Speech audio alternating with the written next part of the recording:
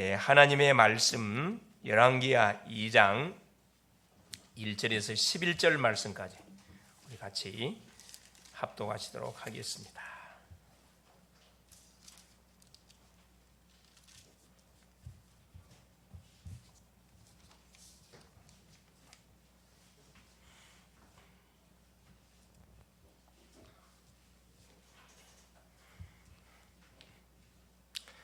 여호와께서 해오리 바람으로 엘리야를 하늘로 올리고자 하실 때에 엘리야가 엘리사와 더불어 길갈에서 나가더니 엘리야가 엘리사에게 이르되 청하건대 너는 여기 머물라 여호와께서 나를 베델로 보내시느니라 하니 엘리사가 이르되 여호와께서 살아계심과 당신의 영혼이 살아계심을 두고 맹세하노니 내가 당신을 떠나지 아니하겠나이다 하는 자라. 이에 두 사람이 베델로 내려가니 베델에 있는 선지자의 제자들이 엘리사에게로 나와 그에게 이르되 여호와께서 오늘 당신의 선생을 당신의 머리 위로 데려가실 줄을 아시나이까 하니 이르되 나도 또한 아노니 너희는 잠잠하라 하니라. 엘리야가 그에게 이르되 엘리사야 청하건대 너는 여기 머물라 여호와께서 나를 여리고로 보내시느니라.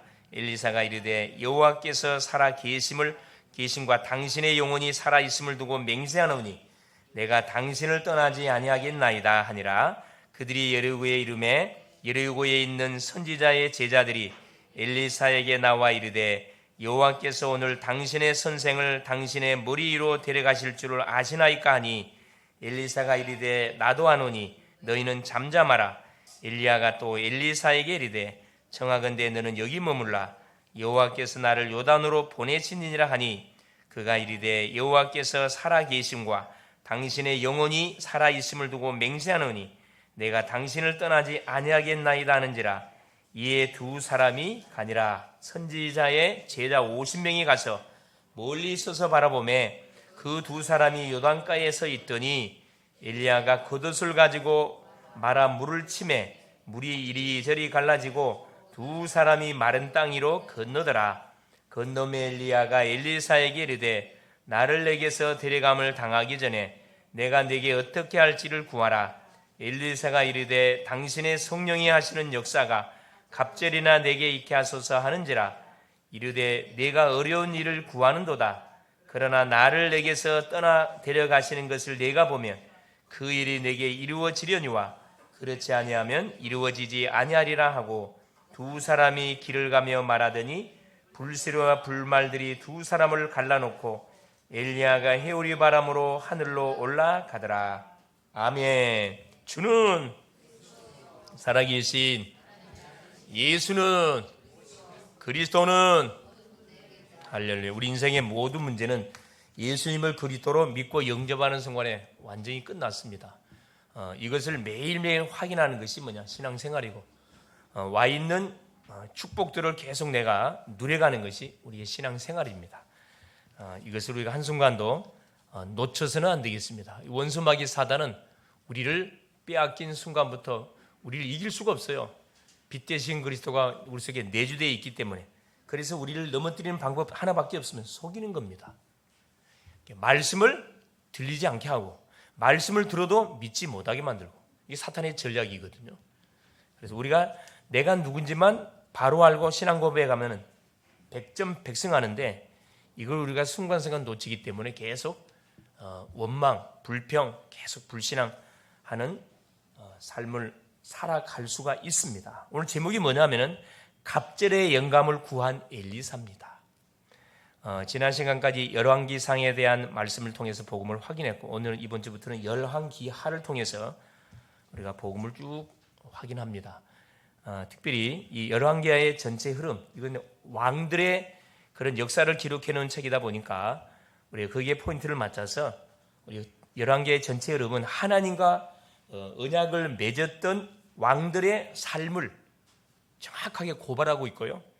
그 하나님과 맺었던 언약을 불신앙했던 왕들은 그 최후가 어떻게 됐는지, 그 왕들에 대한 심판, 언약을 무시했던 왕들에 대한 심판과 그 결과로 결국은 바벨론 날 아수르 바벨론의 포로로 잡혀가는 것으로 열왕기하가 마무리가 됩니다. 자, 이 흐름선상에서 우리가 또 뭘 순간순간 확인해야 되느냐? 그렇죠. 우리가 이 역사를 공부하는 가장 중요한 이유는 뭐냐면은 과거를 살펴봄을 통해서 실패를 뭐하지 않도록 하기 위해서, 번복하지 않기 위해서 우리가 역사 공부를 하는 거죠. 똑똑한 사람은 역사 공부를 합니다. 역사를 좋아하게 돼 있어요. 왜냐하면은 이 궁금증들, 호기심들이 우리의 인생 여정 속에 많이 시대마다 일어났거든. 이런 사건들이 왜 일어나는지 궁금하거든요.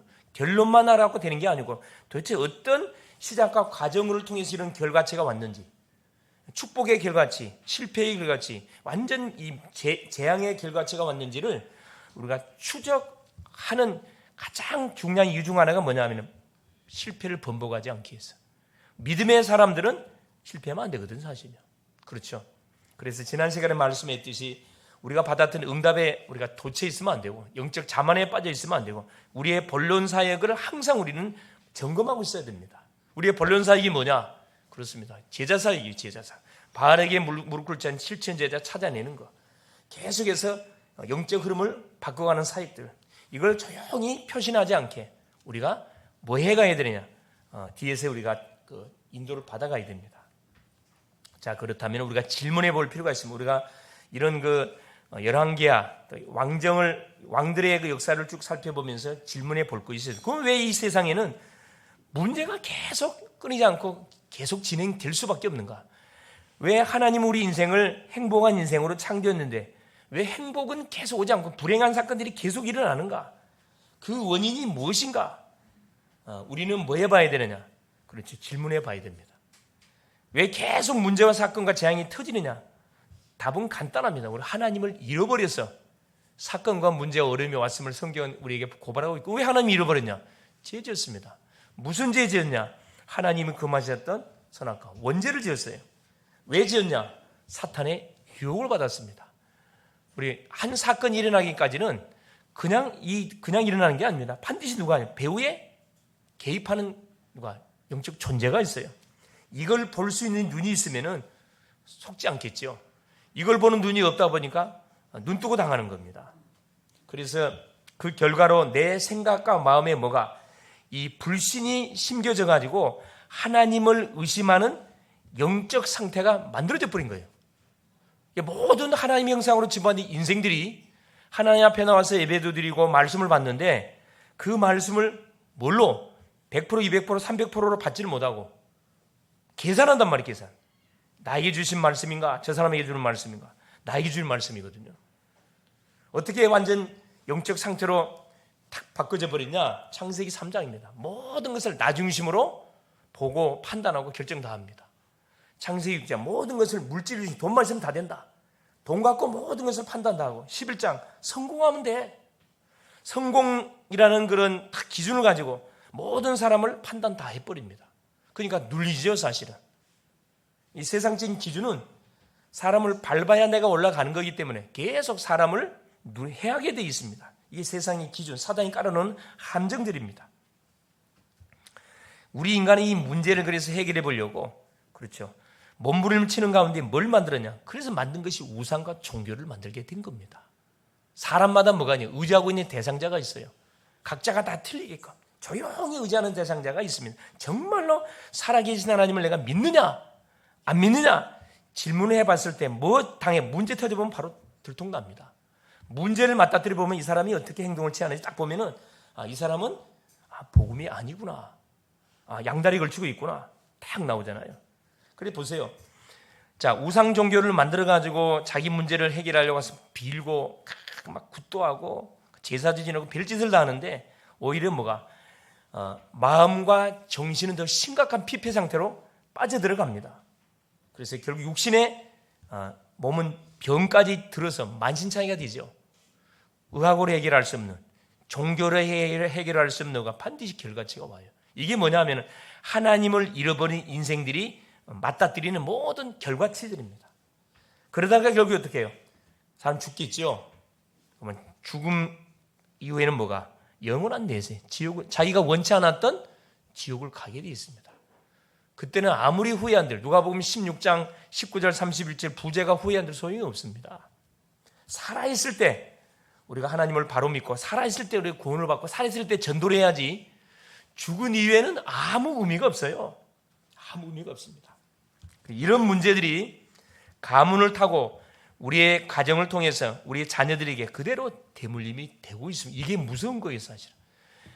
우리가 저질렀던 이 모든 제약의 문제가 내대로 끝나면 참 좋겠는데 이게 계속 우리 자녀들에게 대물림으로 흘러가고 있다는 겁니다. 베드로전서 1장 18절. 조상의 망령된 행실을 너희들이 그대로 한다고 베드로 사도가 지금 경고를 하고 있거든요.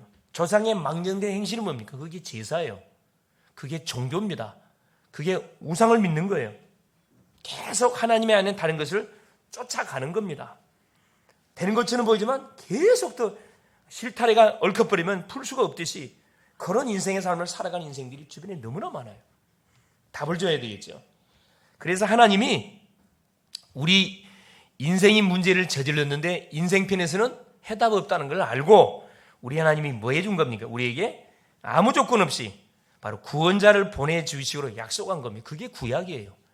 여자의 후손을 보내사 우리를 실패시키게 만들었던 뱀의 후손 사단의 완전히 이를 멸해버리겠다 약속해 준 겁니다.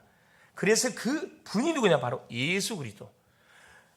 그리스도를 보내는데 어떻게 올 것이냐? 눈에 보이는 사람의 몸을 입혀가지고 그리스도를 보내줄 거예요. 그분이 누굽니까? 예수입니다. 마태복음 1장 21절. 이름을 예수라 하라. 이는 그가 자기 백성을 저희 죄에서 구원할 자이십니다. 마태복음 1장 16절에 동정녀 마리아의 몸을 통해서 그리스도라 칭하는 예수가 나시냐 이렇게 말해주고 있거든요. 그리스도라 칭하는 예수가 낫다. 그래서 바로 예수님이 그리스도라는 사실을 알고 우리가 믿을 때, 영접할 때 어떤 일이 벌어지느냐? 그럼 멸망 가운데서 해방이 됩니다. 그렇죠? 재앙 가운데서 완전히 해결을 받게 되는 놀라운 축복을 받게 됩니다. 그래 이 놀라운 사실을 우리가 알고 뭐 해야 됩니까? 예배하게 될 때 예배의 시간이 경쟁한 시간이 되는 거예요. 이 사실 모르고 예배당에 앉아있으면요 계속 딴 생각 머릿속에 들어오고, 그렇죠? 모든 생각, 집에 뭐가 있는데 계속 잡생각 들어오기도 있거든요. 예배가 얼마나 중요한 거냐? 예배를 통해서 인생의 모든 영역의 답들이 다 끝나버린 시간이 예배 시간이에요. 왜 그러는가? 성삼위 하나님이 임재하는 시간입니다. 아버지 하나님께서 말씀으로 우리 속에 찾아오는 시간, 성자 예수님이 삶 저주를 계속 끊어버린, 완전 박살내버린 시간, 성령 하나님이 주시는 메시지, 문제 속에 적용 계속 성취시켜가지고 우리의 영역을 완전히 회복시키는 시간이 예배 시간이에요. 성삼위 하나님. 누가 동원되죠? 하늘의 군대들, 천군 천사들이 이 축복 현장에 임재합니다. 왜 임재합니까? 우리를 보호하기 위해서, 우리의 예배를 돕기 위해서. 방해하는 존재가 있거든요. 그놈이 사탄이에요. 천사만 오는 게 아니고 양령에서 귀신도 동원되거든요. 싹 처리하는 시간이 뭐냐? 예배 시간입니다. 이걸 아는 사람들 예배를 실패할 수 없겠죠. 예배에 미리 나와가지고 기도로 영적 무장합니다. 말씀 받을 딱 자세 갖추거든요. 이걸 모르면 말 수밖에 없어요. 땜빵식의 예배 드릴 수밖에 없는 거죠. 여기서 우리가 완전 해방받아야 되거든요. 자, 그래서 아무리 삶이 힘들고 어렵고 내 힘으로 해결할 수 있는 문제가 터졌다, 걱정할 필요 없어요. 인생의 주인 되신 그리스도를 내가 모시고 있는 이상 주 앞에 문제를 들고 나오면은 하나님 반드시 못 주게 있다, 답을 주게 되어 있습니다. 믿습니까? 틀림없죠. 우리가 진짜 응답을 받을 때는 언제냐? 문제가 올 때예요. 문제 없이 평범하게 이렇게 아무 문제 없이 편안하게 살고 있을 때는 참 응답을 우리가 받을 수가 없습니다. 진짜 응답은 중요한 사건 문제를 터뜨려가지고 하나님이 우리에게 기도하게 만들어서 마게 한 겁니까? 하나님의 살아계심을 맛보게 하거든요. 성경의 증인들은, 렘넌트 7명들은 문제가 왔을 때 모든 답과 축복을 다 찾아냈습니다. 증인들이 딱 우리에게 있다니까. 바로 오늘 본문의 증인이 누구냐? 엘리사예요. 오늘도 말씀을 통해서 우리의 상태를 점검해 보시고 오늘 또한 복음으로 결론을 내는 복된 시간 될 수 있기를 바랍니다. 첫째입니다. 이스라엘의 영적 상황입니다. 자, 열왕기하 1장 1절에 18절 1장의 내용입니다. 자, 상황이 어떻게 돼요? 아합 왕이 죽어요. 1장 1절에 보니까 자, 아합이 죽은 후에 모압이 이스라엘을 배반하였더라. 우상숭배의 결과지요. 당연한 결과입니다. 그 아들 아하시야가 왕이 되었지만은 그 아들이 병들었어요. 한마디로 죽을 병에 걸렸다, 죽을 병에. 그러다 보니까 당연히 그동안 주변국들을 이렇게 정복 장악하고 있었는데 이제 주변국들이 뭐 하는 거죠? 이제 배반하기 시작합니다. 조공을 바쳤던 나라들이 조공을 거절해요. 그런데 그들을 뭐 할 수 있는 그리고 징계할 수 있는 힘 자체가 없어. 내가 지금 오늘 하고 있는데 지금 뭐 조공이 문제입니까 지금? 주변 나라가 배반하는 전혀 신경을 쓸 수 없는 영적 상태까지 빠져버렸다니까. 그게 우상 숭배하게 되어지면은 맞닥뜨리는 열매들입니다. 그래서 뭡니까? 죽을 병에 걸리다 보니까 자 2절에 뭐라고 이야기하냐면은 아시아가 사마리아에 있는 그의 다락 난간에서 떨어져 병들매 사자를 보내어 그들에게 이르되 가서 에그론의 신 바알세부백에 이 병이 낫겠나 물어보라 하니라. 그러니까 신하를 보내가지고 블레셋 지역입니다. 에글론은 이방 땅에 있는 그 바알세부, 이건 파리 신이, 파리를 우상으로 섬기는 그 신이 이름이 파리 신이에요. 파리 알죠? 나라당의 파리. 우리 애굽 나라에 파리장이 있었잖아요. 애굽의 신이 이름이거든요. 이게 바알세부라는 파리 신이에요. 그러니까 이 영적으로 무지하면요 이해가 안 되는 그런 막 행동들을 많이 한다니까. 그들은 목숨 걸고 섬기는 거라. 근데 보세요. 하나님을 섬기는 이스라엘 나라 왕이 여호와 하나님이 뻘뻘이 살아 계시는데도 불구하고 아예 하나님은 관심 없어요. 자기 아버지가 숭배했던 그 우상 한테 가가지고 내가 살 수 있겠는지 가서 물어보라고 이렇게 사자를 보낸 거죠. 그래서 그 상황을 알았던 하나님이 엘리야 선지자를 보냅니다. 그게 3절 4절이에요. 여호와의 사자가 디셉 사람 천사를 하나님 파송시킨 거죠. 엘리야에게 이르되 너는 일어나 올라가서 사마리아 왕의 사자를 만나 그에게 이르기를 이스라엘에 하나님이 없어서 너희가 에그론의 신 바알세부백에 물으러 가느냐. 이거 우리한테 주시는 엄청난 하나님의 메시지거든요. 복음이 인생 모든 문제 끝인데 끝이 아니야. 문제가 터지면 이 사람은 죽을 병 걸리니까 누구한테 쫓아가요. 이방 우상이 쫓아가. 여기도 쫓아가고 저기도 쫓아가고 해결됩니까? 더 복잡하게 돼버려요. 예수님이 그리스도, 우리의 과거, 현재, 미래 문제를 다 끝내신 분이 맞다 그러면 뭐 해야 돼요? 죽게 문제 들고 나와야지. 주 앞에 나와서 효부를 봐야 되는데 양다리 걸쳐. 기다리질 못해요. 하나님이 우리에게 사건과 문제와 어려움을 주시는 데는 나에게, 우리 가정에, 우리 개인에게, 우리 교회 속에 중요한 지금 메시지를 주고 계시는 건데 그걸 눈치를 못 채고 어디 쫓아가는 거예요. 그러니까 하나님이 천사를 엘리사 선지자에게 보내가지고 한 메시지를 하게 하는 겁니다.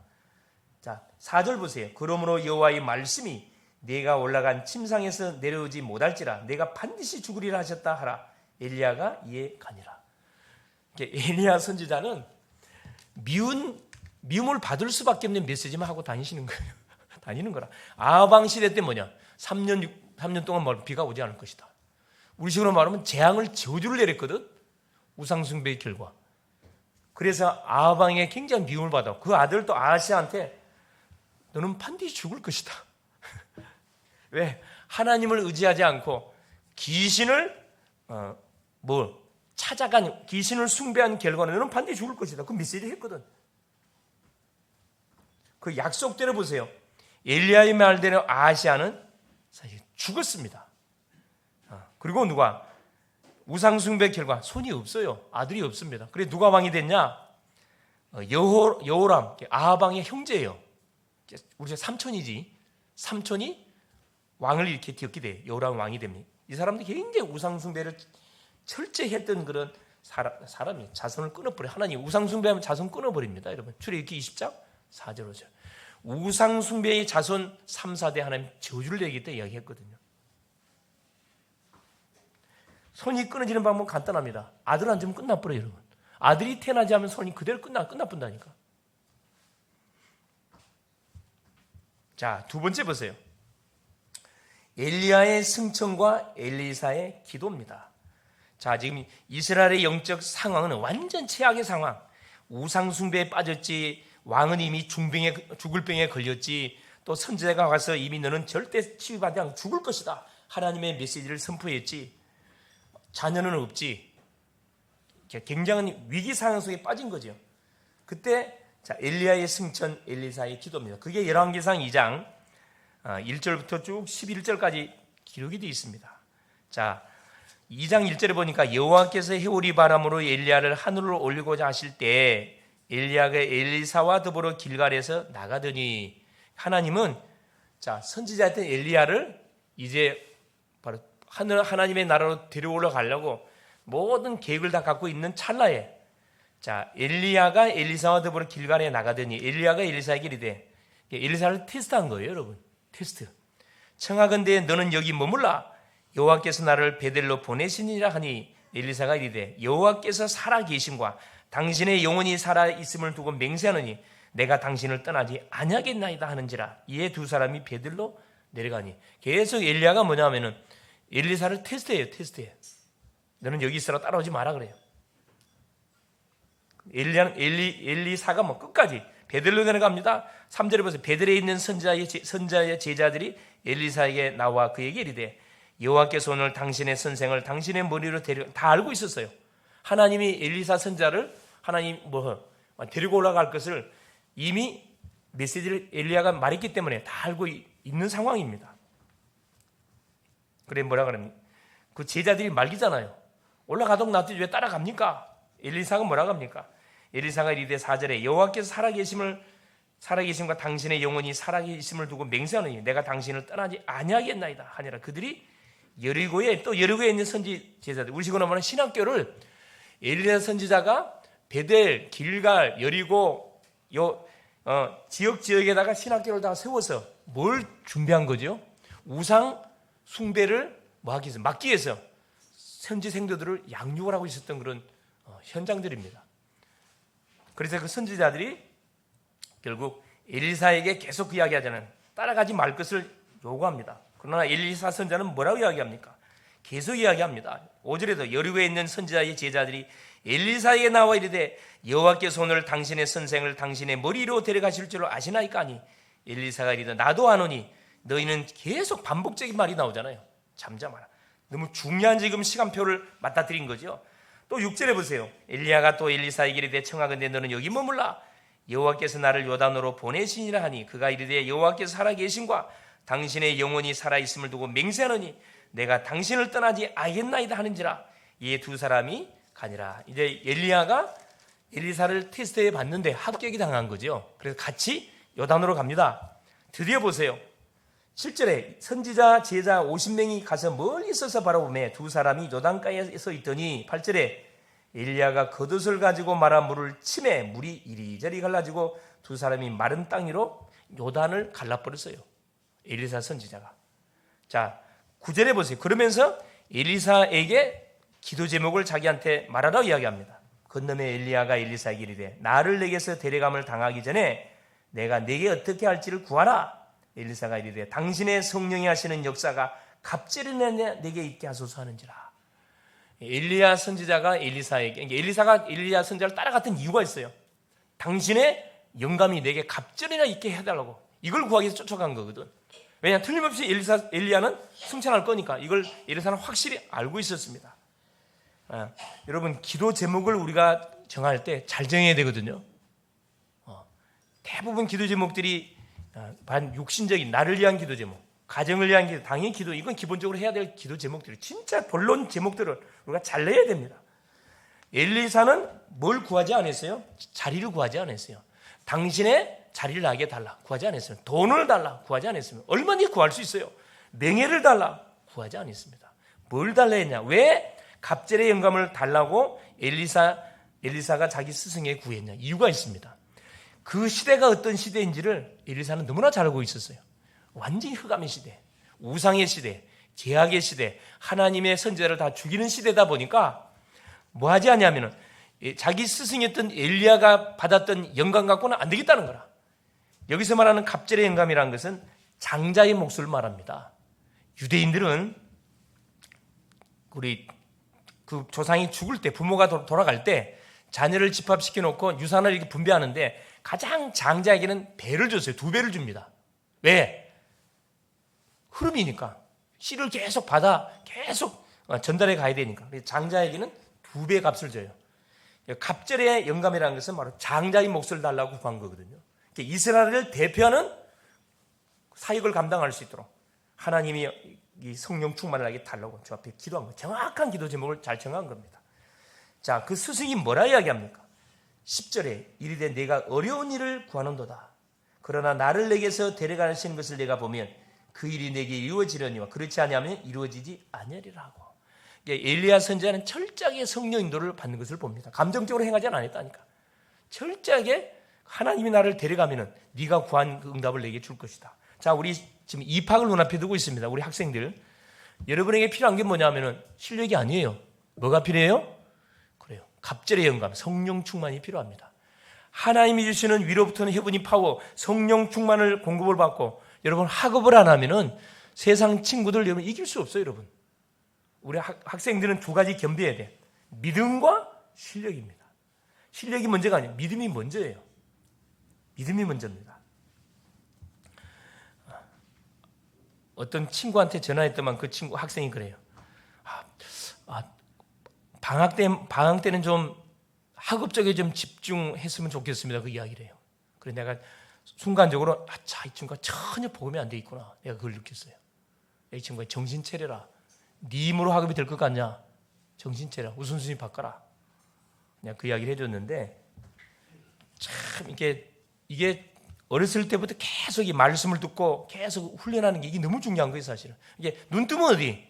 가정, 교회, 학교, 가정, 교회, 학교. 계속 말씀이 선포되는 현장이 있으면요. 이게 나도 모르는 각인 뿌리 체질이 탁 돼 있어서 이게 믿음이 탁 바탕이 깔려 있게 되는 거거든요. 문제 사건 터졌을 때 받았던 메시지가 반드시 떠오르게 돼 있습니다. 승리하게 돼 있어요. 신앙 고백이 나가게 돼 있습니다. 평상시는 표시가 안 나는데 문제 터져 보면은 뭐가 드러나냐 하면 각인된 것이 그대로 드러나요.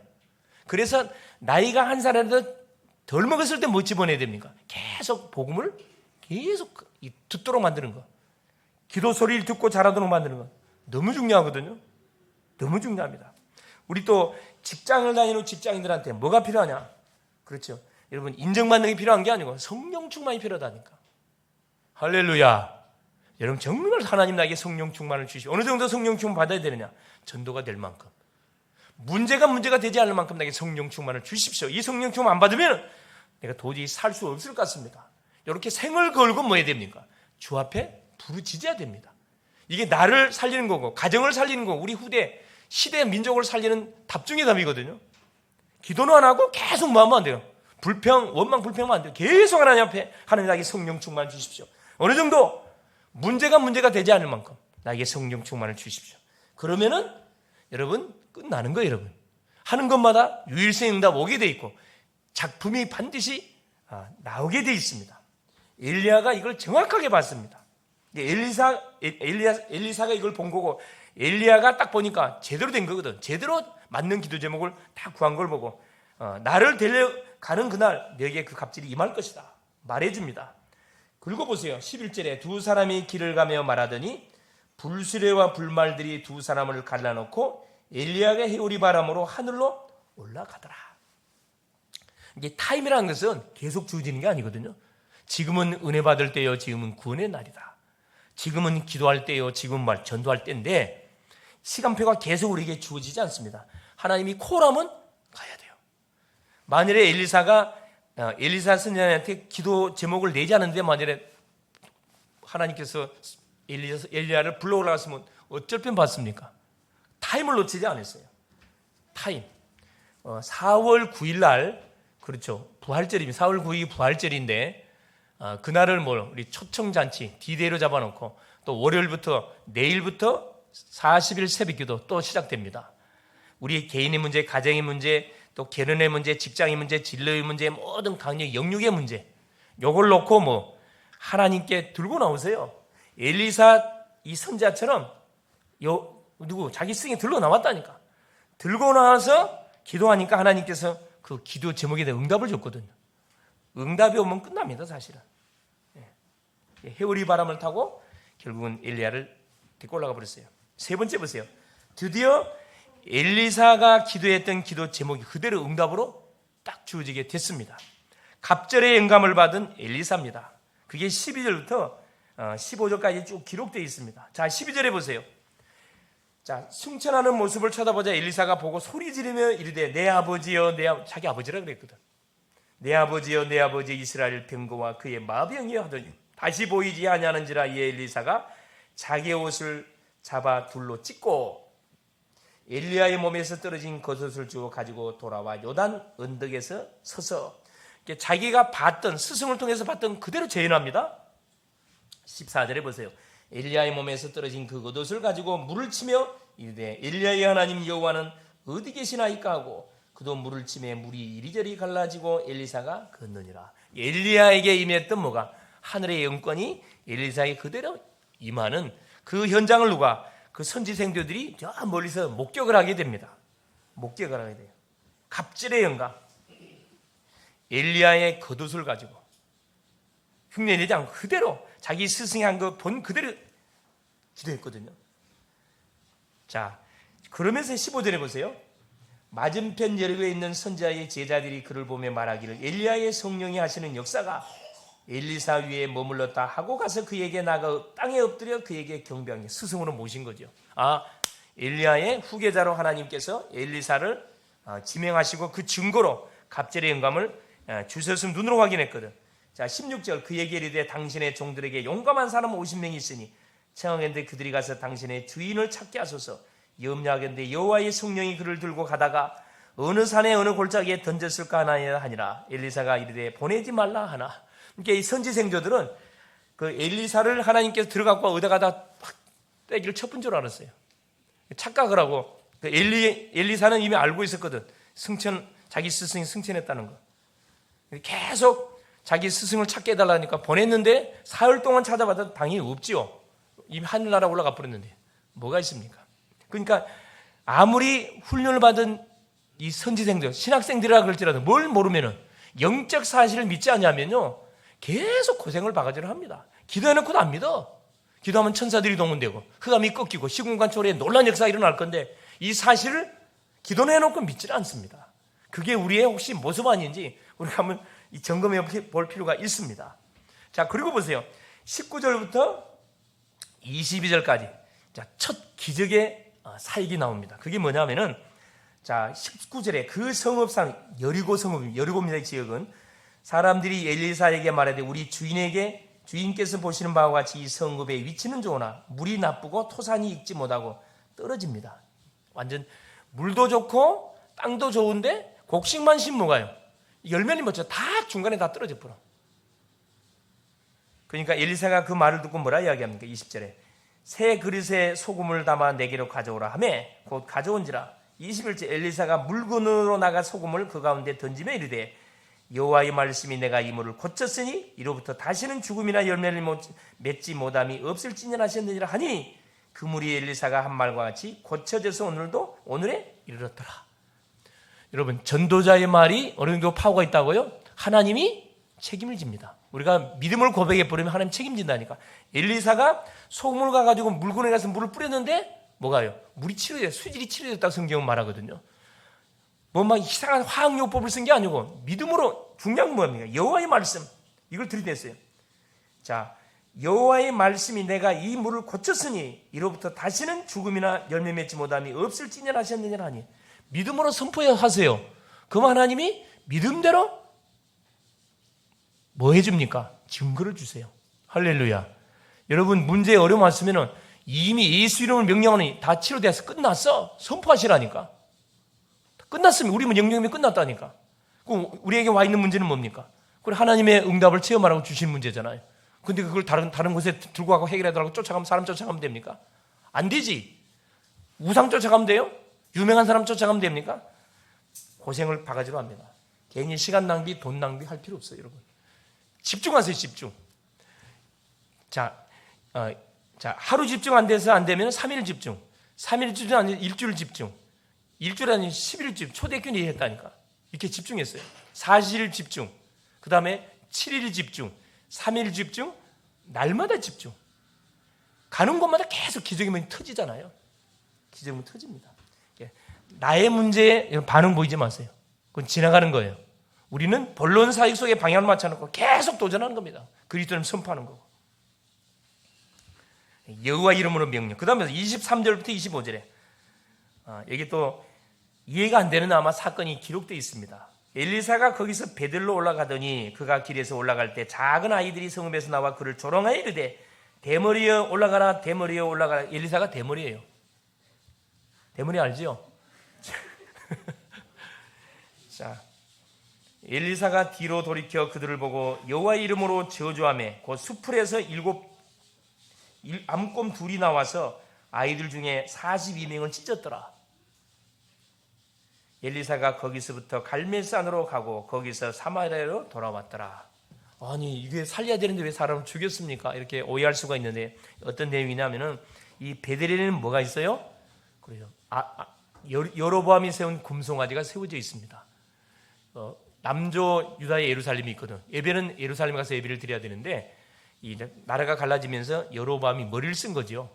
싹 다 바꿨어. 제사장이 아닌 이런 평민들에게 돈을 받고 제사장을 세우고, 자 예루살렘을 갈 필요 없다.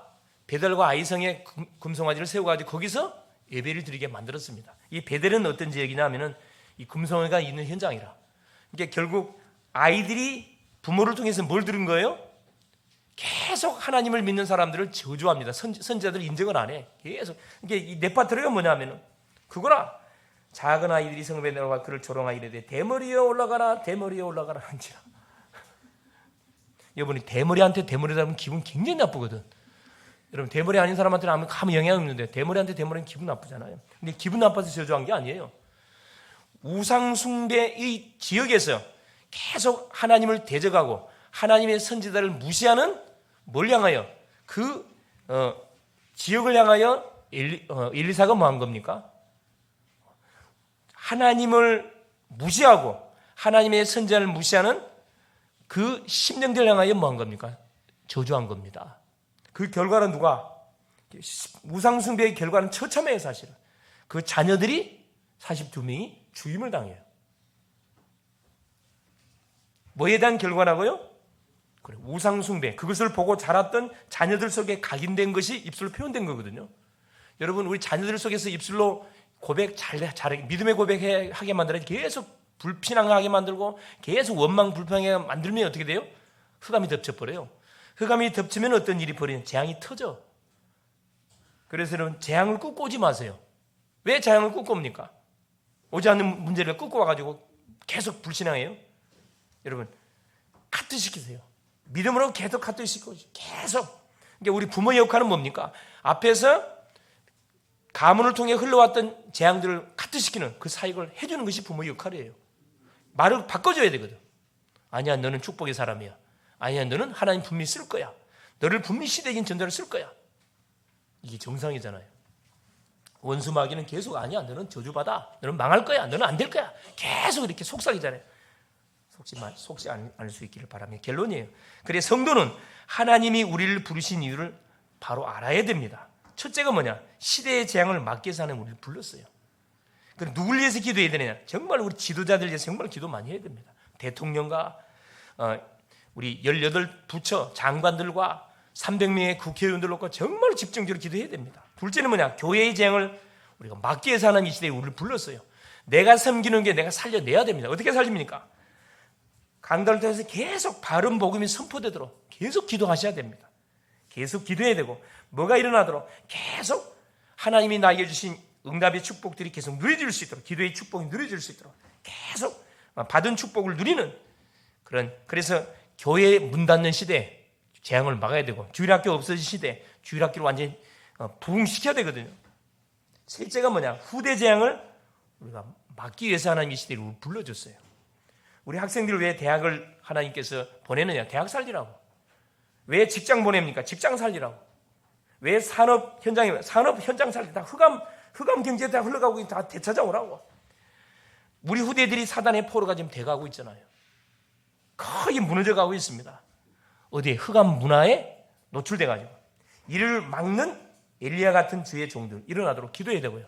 이를 막는 오바데 같은 중직자 일어나도록 기도해야 되고, 이를 막는 에리사 같은 우리 후대, 갑절의 영감을 계속 강구하는 그런 후대가 일어나도록 우리가 계속 기도해. 이때 하나님은 성삼위 하나님께서 뭘로요? 불말불병 우리에게 반드시 동원시켜 줄 거예요. 불말불병 것 동원시키사 뭐합니까? 시공간 초월의 놀라운 역사들을 계속 우리 가운데 허락하여 줄 겁니다. 그래서 237 현장에 뭐가 되도록 계속 빛이 계속 증거되도록, 그래서 7천 제자를 찾아 세우는 그런 전도자의 멋진 뭐가 증되도록 하나님 글로벌 제작계 모든 성도님들은 이번 주도 하나님 축복해 주실 겁니다. 믿고 당당하게 뭐 할 수 있어요? 여러분 세상과 맞짱 뜰 수 있기를 그리스도 이름으로 축원을 드립니다. 살아계신 하나님 감사드립니다. 인생 문제가 무엇인지 알고 해답이 무엇인지를 알고 살게 하신 것 감사합니다. 복음으로만 이 시대의 재앙을 우리가 막고 우상을 막고 교회 재앙을 막고 후대 재앙을 막는 유일한 답임을 알고 불러주신 것 감사합니다. 갑절의 영감을 주셔서 엘리야와 오바댜와 엘리사 같은 제자를 찾고 세우는 하나님 멋진 전도자들 되게 하옵소서. 이를 위해서 24 기도 망대가 되어서 25 기도 응답을 날마다 체험하여 현장의 모든 재앙을 막을 뿐만 아니라 축복을 전달하는 멋진 우리 전도자님들 되게 하옵소서. 그리스도 예수님의 이름으로 간절히 기도 올리옵나이다. 아멘.